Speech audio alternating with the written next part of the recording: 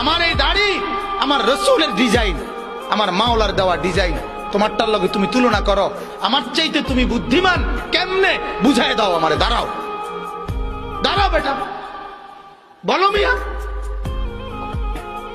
কোরআনুল কারীমে আছে, আল্লাহ তাআলা বলেন ওয়ালাকাদ খালাকনাকুম সুম্মা সাওয়ারনাকুম, বান্দা আমি তোমাকে বানিয়েছি, আমি তোমাকে সাজিয়েছি। বানাইছে কে? সাজাইছে কে?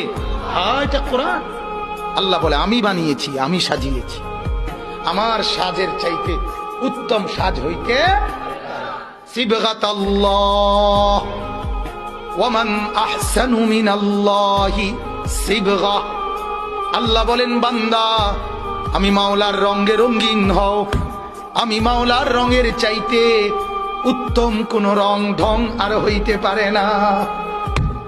যদি বলেন মাওলা কোনটা আপনার রং, কোনটা আপনার ঢং, আল্লাহ বলবেন লাকাদ কানা লাকুম ফি রাসূলিল্লাহি উসওয়াতুন হাসানা।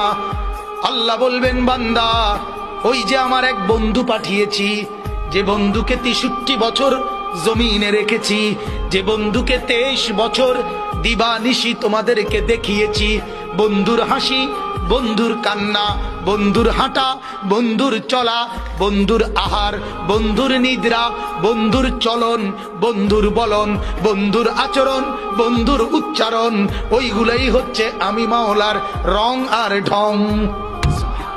সে বন্ধুকে মুহাম্মাদুর রাসূলুল্লাহ সাল্লাল্লাহু আলাইহি ওয়াসাল্লাম।